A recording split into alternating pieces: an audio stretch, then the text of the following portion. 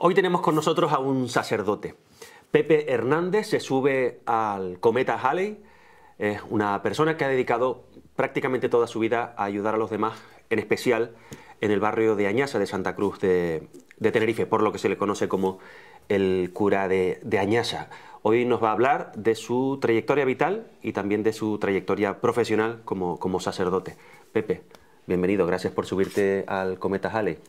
Muchas gracias por invitarme y por poder compartir juntos este ratito. Ajá. Bueno, yo decía que se te conoce como el cura de Añasa, Sí. pero casi debería conocérsete como el ángel de Añasa, ¿no?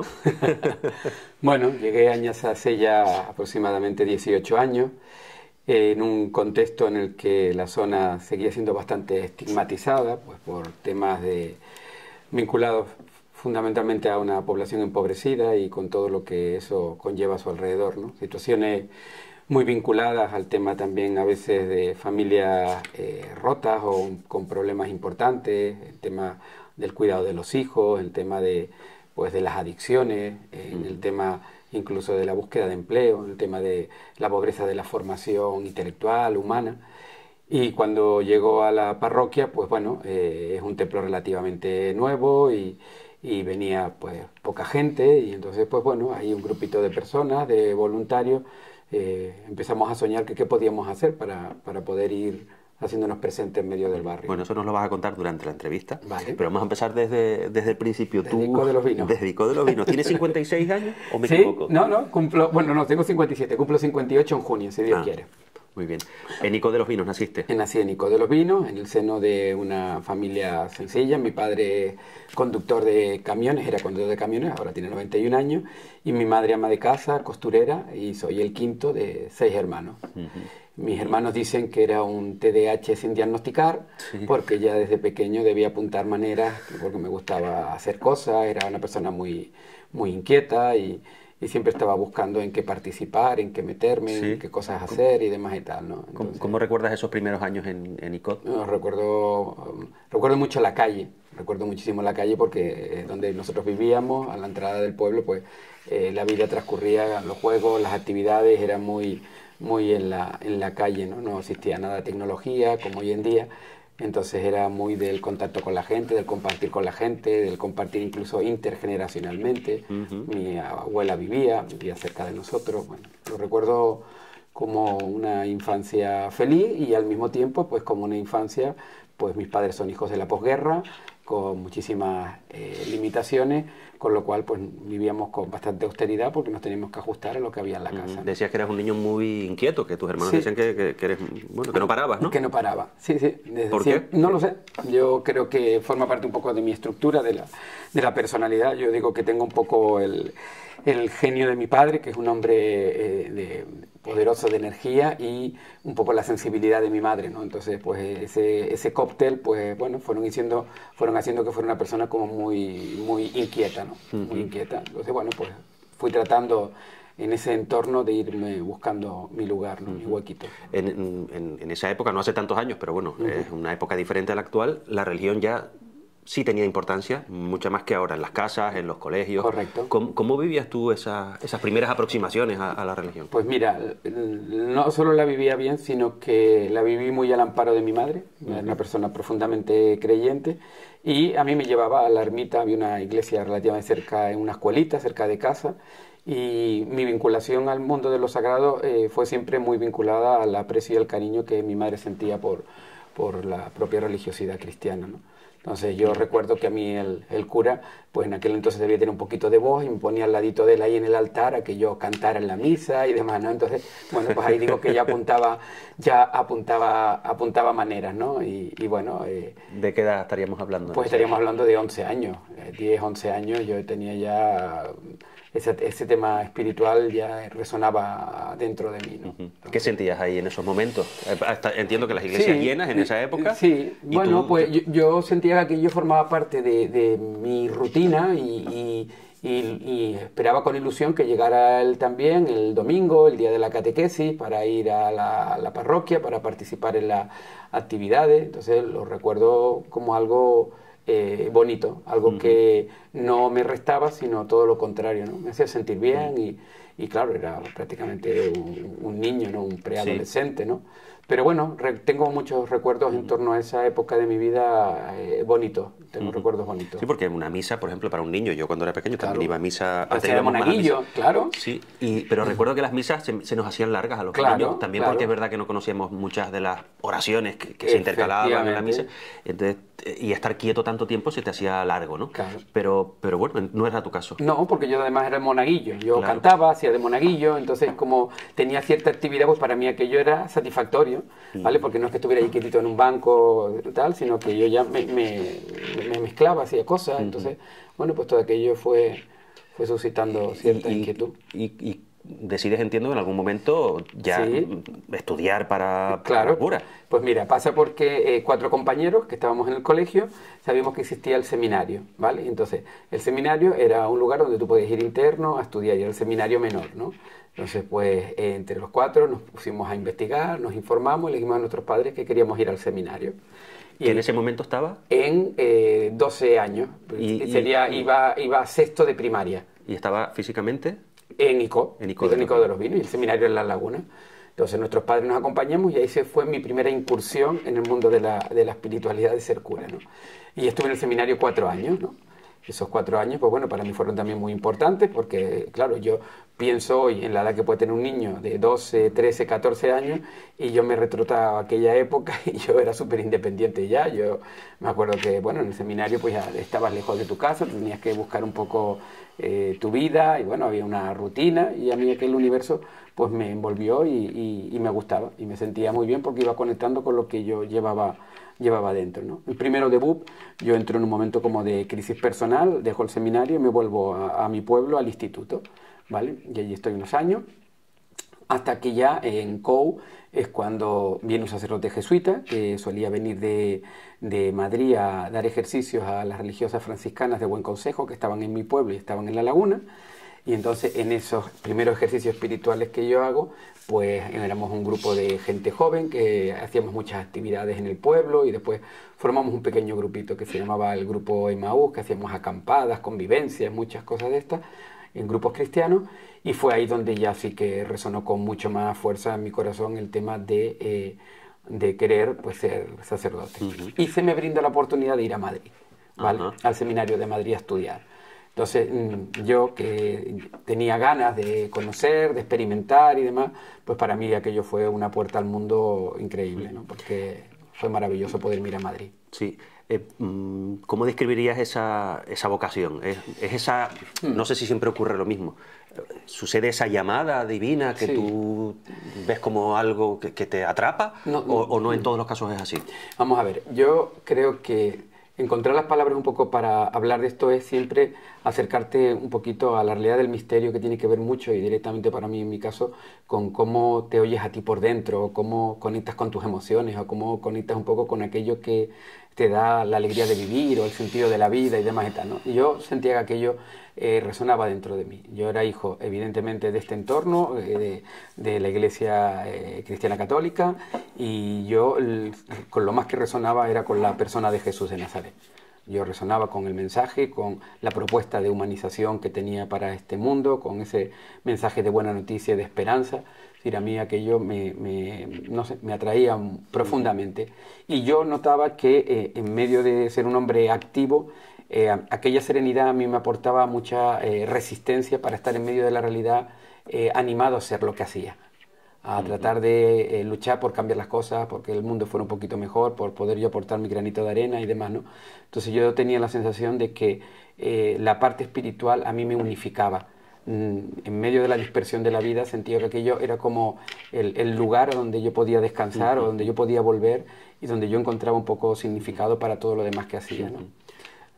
Tu caso, digamos, está más claro porque de pequeño tenías ese acercamiento y ese entorno, pero hay casos de personas, por decir algo, un ingeniero aeronáutico que le va muy bien y de repente, en medio de su carrera exitosa, decide dejarlo todo y pues ir a dedicarse Eso lo decimos nosotros, que son a veces más como lo de San Pablo, ¿no? La gracia tumbativa, que iba en el caballo y se encontró con el Señor, lo tumbó del caballo y le cambió la vida radicalmente y demás y tal. ¿Has conocido gente que le ha pasado He eso? conocido gente, vocaciones, lo que muchas veces llamamos vocaciones tardías.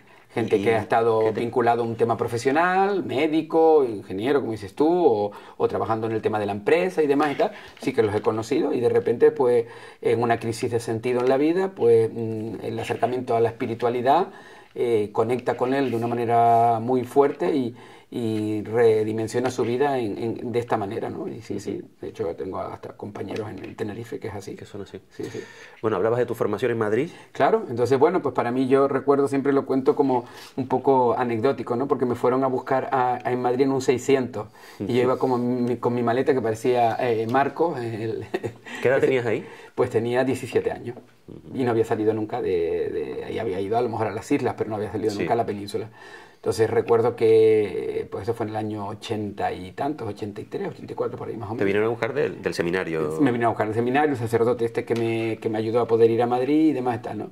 Y entonces el seminario en esa época de Madrid era muy interesante porque no vivíamos todos en un edificio, sino que vivíamos en distintos pisos repartidos por la ciudad. Entonces, sobre todo eran comunidades en los barrios de la ciudad. Entonces lo que se pretendía es que por la mañana fuéramos al edificio principal, a nuestra formación, y por las tardes también estuviéramos insertos en la realidad de la pastoral de los barrios donde vivía la gente y demás y tal. Entonces para mí eso fue muy, muy importante porque creo que también ya yo lo traía en cierta manera por lo que estaba viviendo en Tenerife, en los grupos juveniles, en lo que estaba, en ICO, pero se fue consolidando, yo creo que un perfil para mí en donde yo sentía que donde yo quería estar era al lado de la gente y haciendo cosas por mejorar la vida de la gente, ¿no? Entonces en Madrid esos años fue muy importante porque me brindó la oportunidad de que mi formación estuviera muy vinculada a la situación de lo que vivía mucha gente en las periferias de la ciudad y demás, ¿no? Con lo cual lo agradecí muchísimo. Ahí acabas tu formación en Madrid y te vuelves a Canarias. Me vuelvo a Tenerife, donde ya pues yo sí tenía claro que quería hacer cura en Tenerife, me incorporo ya aquí el último año en Tenerife y ya, bueno, pues inició mi proceso que durante 2 o 3 años es lo que termino para poder ser ordenado de sacerdote. Estuviste, si no tengo mal entendido, en La Palma, en El Hierro, luego en Tenerife, en Cruz del Señor. Cruz del Señor y de ahí en Añaza. Ajá. Vale, ese ha sido mi recorrido. ¿Qué encontraste en esos lugares, en estos lugares diferentes primeros en los que estás? ¿Qué tipo de, de personas? ¿Que necesitaban escuchar a Dios o alguien que las escuchara? Vale. En La Palma fue mi año para ser ordenado y fue cuando me ordenan de diácono, ¿vale? Que es el paso previo a sacerdote. Ahí tengo mucho vínculo a una parroquia que es San Francisco de Asís, en Santa Cruz de La Palma. Trabajo en el instituto y me voy empapando un poco de lo que es la tarea pastoral, de grupos, de todo tipo de actividades dentro de la comunidad, las celebraciones, participar un poco en todo lo que era la vida de la comunidad, ¿no? De ahí me llevo pues muy buenos amigos y la experiencia de ir descubriendo que a pesar de los obstáculos, esto es lo que yo voy confirmando en mi vida, ¿no? Los 2 años siguientes me mandan a El Hierro, ¿no? A una zona bastante rural, que era El Pinar, La Restinga, Isora y San Andrés, ¿no? Bien, esa parte es para mí mi prueba de fuego más importante, ¿no? Porque yo soñaba con que un jumbo aterrizaba en el aeropuerto del Hierro, ¿no? Yo decía, ¿pero qué tendrá que ver que un jumbo? El jumbo evidentemente era yo que hacía yo, que quería hacer 40.000 cosas en una isla donde las cosas eran bastante limitadas a nivel pastoral, etcétera, ¿no?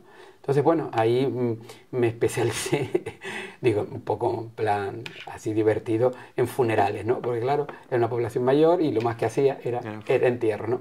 Pero fue una oportunidad donde me pude cultivar mucho. Yo decía que tenía tanto tiempo libre que podía leer libro por día, ¿sabes? Entonces me fue una oportunidad, tenía un perro.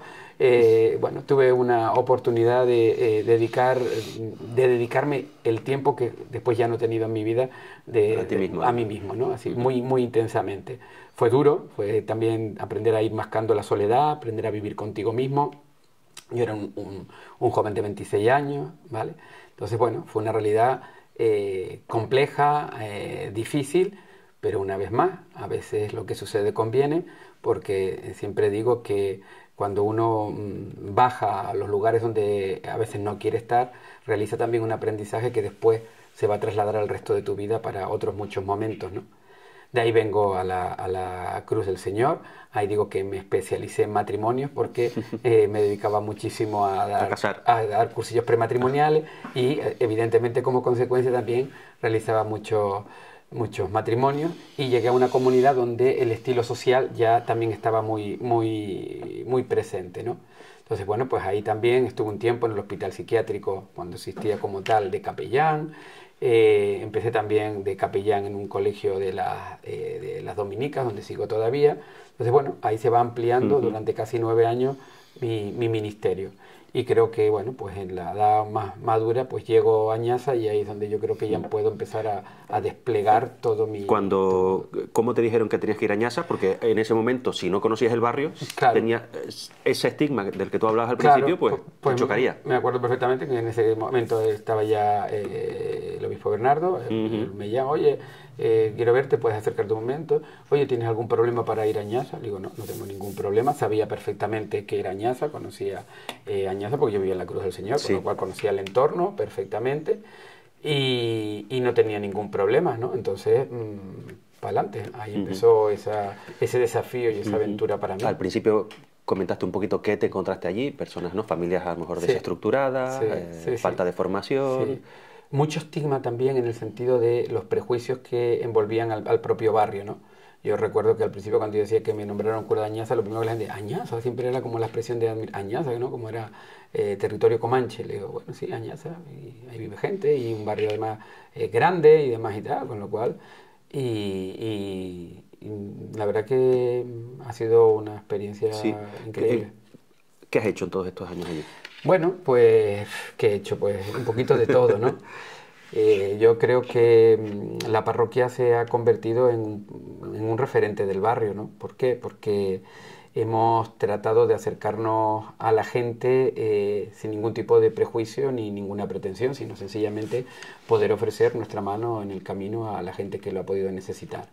Entonces, evidentemente, tuvimos que echar mucha imaginación, ¿no? Una de las primeras cosas por las que fuimos empezando es porque veíamos que había mucha gente con muchas necesidades. Entonces a mí me sorprendía, yo me acuerdo que los primeros meses paseaba por el barrio y veía muchas veces a la gente en las ventanas mirando al infinito sin hacer nada, ¿no? Y yo decía, pero ¿y esta gente en qué pasa el tiempo, en qué pasa el día, tal, ¿no? Incluso, bueno, pues pasaba, a veces me invitaban a pasar, a conocer familias y demás y tal, ¿no? Y cuando veía un poco la situación en la que la gente vivía, wow, a mí me sobrecogía un poquito el corazón, ¿no? Entonces, ¿qué empezó? Porque la situación era bastante de mucha pobreza humana.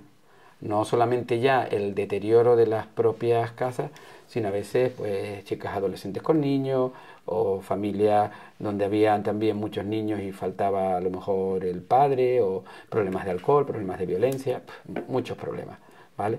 Entonces, gente buena, pero también pues probablemente resultado de su propia educación, gente que habían sacado de otros barrios periféricos de la ciudad y los habían metido allí, las propias estructuras construidas yo consideraba que no facilitaban la convivencia, tenían unos patios grandes interiores, o tienen, donde también, pues si las personas discuten, todos los vecinos se enteran, ¿sabes? Es decir, todo aquello marcaba un estigma, ¿no? Y yo decía, bueno, pues, ¿qué podemos hacer desde la parroquia? Entonces, con lo primero que se nos ocurrió es decir, bueno, vamos a intentar ofrecerle a la gente unos talleres y como contraprestación, pues vamos a irles ayudando con el tema de alimentos, de recibos para el agua, la luz, bombones y tal. Entonces empezamos a hacer una campaña. Yo había gente que conocía de otros lugares, de la Cruz del Señor, de otras partes de Santa Cruz, de la gente que había casado, tal. Bueno, pues fui animando a gente, oye, ¿te apetece echar una manita en esto y tal, ¿no? Entonces fuimos generando una serie de talleres para que la gente pudiera ayudarles con algo de recursos que necesitaban. Porque, Pepe, perdona, sí. Porque tu labor como párroco, un párroco normalmente se dedica a hacer misa, bautizos, comuniones y... Yo siempre digo que, para que la gente lo pueda entender, nosotros tenemos como 3 patitas fundamentales en nuestro ministerio, ¿no? ¿Vale? Una es la que hace referencia a lo que la gente conoce más, que es la dimensión sacramental y litúrgica, ¿no? Que es todo lo que tiene que ver con la dimensión celebrativa, ¿no? Yo cuando llego a Añaza, la dimensión celebrativa pues era muy reducida, con lo cual, pues bueno, yo soy de los que uso la guitarra, pues salgo con la guitarra a celebrar la Eucaristía, con el tema de ir animando a la comunidad, intentando, oye, pues un poquito en el boca a boca, animar a que vengan, que participen, pues bautizos los que había en ese momento, las primeras comuniones, en fin, la catequesis que existía, algún grupito, Entonces la parte sacramental y litúrgica la voy tratando de llevar a cabo. Después está lo que llamamos la dimensión evangelizadora y catequética, que es todo lo que tiene que ver con grupos de formación, Sí. en definitiva, ¿no? Bueno, fundamentalmente, pues a veces son las catequesis de comunión, a veces un grupito de confirmación, Sí. a lo mejor algún grupo de adultos. Bueno, pues también iba tratando de ofertar en ese aspecto. Y por último, la dimensión sociocaritativa. Entonces, en este caso y en esta parroquia, esta dimensión adquiría un relieve muy importante. ¿Por qué? Porque la situación en la que se encontraba la gente necesitaba que aquella pata se pudiera fortalecer mucho, ¿no? Entonces se nos ocurrió la idea de, en esta dimensión, porque además repercutía todo en el resto, era ver cómo podíamos ir también atrayendo un poco a la gente. Entonces, ¿qué se nos ocurrió? Pues fundamentalmente ir articulando unos talleres sobre el tema de educación de los hijos, sobre el tema de educación de la salud, sobre el tema de habilidades sociales, sobre el tema del aprovechamiento de los recursos, cocina, costura, bueno, todo. Entonces, las personas venían a esos talleres, ¿vale? Y como contraprestación por participar en esos talleres, nosotros les ofrecíamos una bolsa de la compra, les ayudábamos con recibos de agua y luz, para salir un poco de ese sentido un poco de solamente de dependencia de yo te doy y punto, ¿no? Sino también generando espacios comunitarios donde la gente también pudiera conocerse y pudiera recibir, ¿sabes? Ir fortaleciéndose el tejido humano, ¿no? Que les llevara un poco a sentir que ellos eran capaces de algo más. Es a partir de ahí cuando surge toda la dinámica de la promoción de las personas. Entonces empezamos a ver posibilidades. Bueno, alrededor de la parroquia había unos terrenos para construir edificios. El dueño sigue siendo Amiachid. Yo me pongo en contacto con él y le digo, sí, por favor, nos puede prestar esos terrenos mientras él no los necesite. Y así se generó todo el tema de los huertos urbanos. ¿Por qué los huertos urbanos? Porque era la oportunidad de atraer a los hombres. Era la oportunidad de que en una parcelita ellos también pudieran ir haciendo algo, sobre todo lo que nosotros no teníamos, que era la producción de fresco, no podíamos tener porque no teníamos naves ni nada. Entonces, bueno, pues cosechar era la oportunidad de que papas, zanahorias, cosas así, pudieran llevar para las casas, ¿no? Entonces eso vuelve a generar también otro pasito más en el proyecto. Veíamos que las grandes perjudicadas a veces también en el territorio eran las mujeres. Entonces se nos ocurrió generar un proyecto de formación profesionalizante para muchas de esas mujeres que no habían ido ni siquiera a terminar la ESO, ¿no? O la formación del graduado escolar. Entonces, ¿qué hacíamos? Pues a través de Radio ECA, a través de varios locales que se nos fueron dando por el servicio de vivienda que estaba allí y no se utilizaba, fuimos montando proyectos para darle formación en peluquería, estética, cocina, en cuestiones de costura, de atención al público, etcétera, ¿no? Que proveyera que estas mujeres adquirieran competencias para poder dar el salto a la vida laboral. Como contraprestación, nosotros buscábamos la manera de algún tipo de ayuda para que ellas pudieran tener una beca que también les pudiera ser una ayuda en medio de su situación personal, ¿no?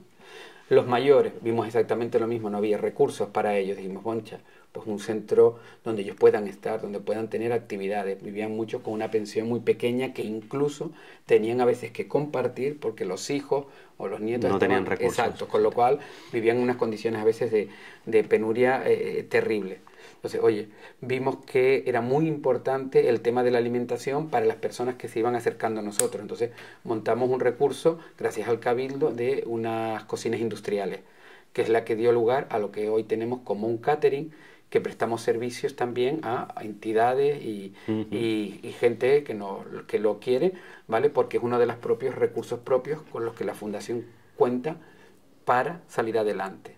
Entonces, para no aburrirte, solamente te termino en este momento. Entonces, todo esto lo hicimos durante un tiempo a través del paraguas de la parroquia. Sí. Entonces, cuando la dimensión social fue creciendo de esta manera, ya el propio obispo nos pidió que generáramos una estructura jurídica que pudiera soportar el ámbito de todos los proyectos, trabajadores y tal. Entonces, en el año 2017 es cuando ya constituimos, en vez de ser las Cáritas parroquial, porque no tenía capacidad para albergar toda esta dinámica, pues se constituyó la Fundación Canaria El Buen Samaritano, que es el paraguas donde opera todo este proyecto.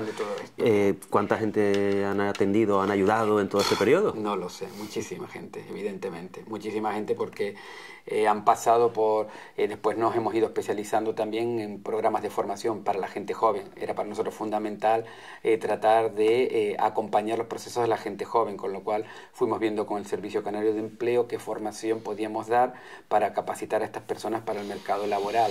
Entonces, eso sigue hoy en día y damos formación reglada en temas como informática, cocina, agricultura ecológica. Y después llegó en el 2020 el capítulo de los migrantes, que ese también... Bueno, ahora sí, si tenemos tiempo hablamos también. Vale. ¿Cómo has visto cambiar la vida de todas esas personas en este tiempo? Pues mira, yo he visto el barrio ha cambiado para mí radicalmente. Es verdad que en este momento volvemos a un momento otra vez un poquito triste en cuanto vuelve a haber otra vez movidas con el tema de drogas y demás y tal, ¿no?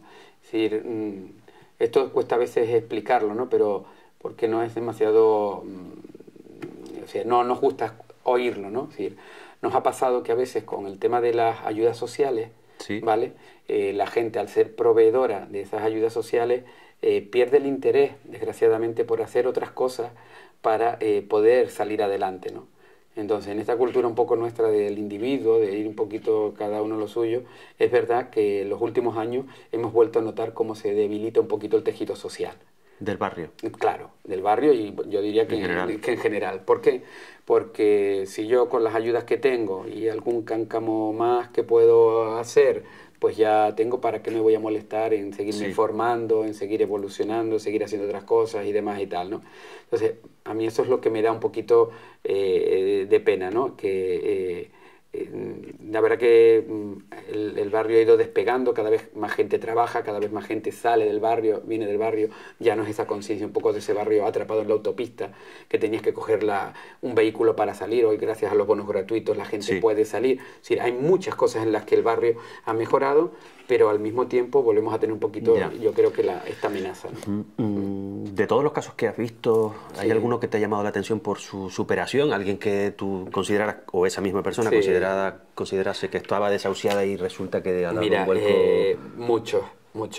No te puedo decir concretamente alguno, pero me viene por ejemplo del proyecto de mujeres, pues algunas de ellas cómo nos identifican y desde luego a mí me dice, tú eres mi familia, porque eres la persona que has estado ahí, que me has estado acompañando para no dejarme hundir, para saber que puedo salir adelante. Entonces creo que hay mucha gente buena que se ha beneficiado del trabajo que se ha hecho, que han salido para adelante, que hoy tienen un trabajo, que hoy se sienten acompañados en los distintos proyectos. Entonces yo me siento profundamente agradecido por esto. Volviendo ahora quizá un poquito al principio, cuando hablamos de vocación, Dios siempre está con nosotros. Hay veces que perdimos la fe, ¿no? O la esperanza. Sí.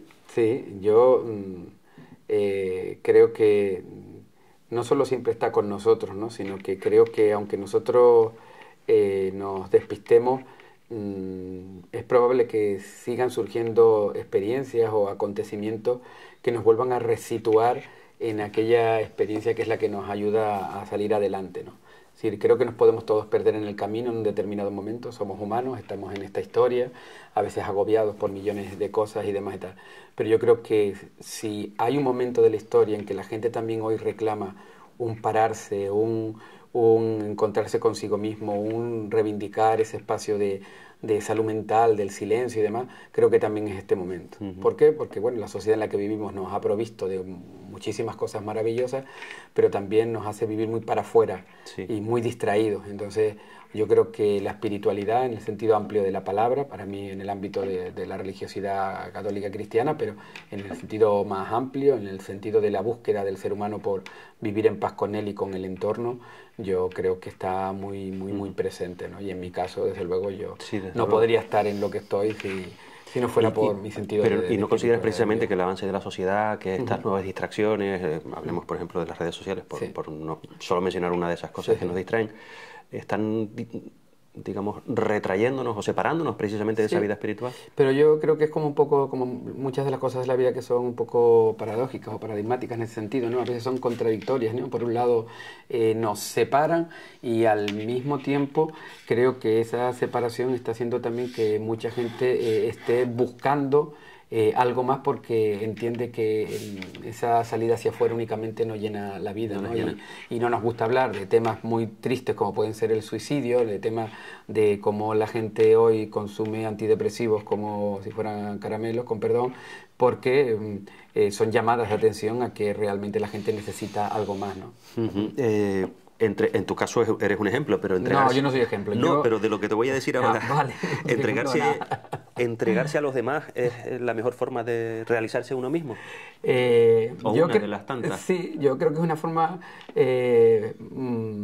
para mí, sorprendentemente, creo que hasta egoístamente hablando, creo que es algo maravilloso, porque creo que hay muchísima más alegría en el compartir que en el vivir replegado sobre uno mismo, ¿no? Y yo creo que justamente lo más que yo reivindico en este momento, en cualquier ámbito en el que me encuentro, es lo comunitario y lo social, porque creo que cuando en el ámbito de amigos, familia, entorno laboral, tu parroquia, es decir, tienes en el ámbito de la solidaridad y del compartir, tienes personas con las que puedes interactuar. Eso siempre es una riqueza. Una de las grandes riquezas que tiene hoy la Fundación es su voluntariado. Hay un grupo de profesionales que trabajan en ella, unos 20 y tantos, ¿vale? Pero después hay casi más de 50 o 60 personas que de una manera u otra colaboran como voluntarios. ¿Por qué hacen ese voluntariado?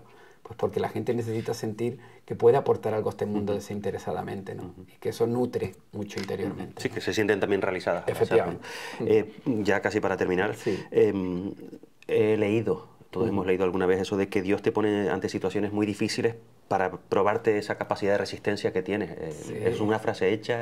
¿Tiene algún No, sentido? yo no lo...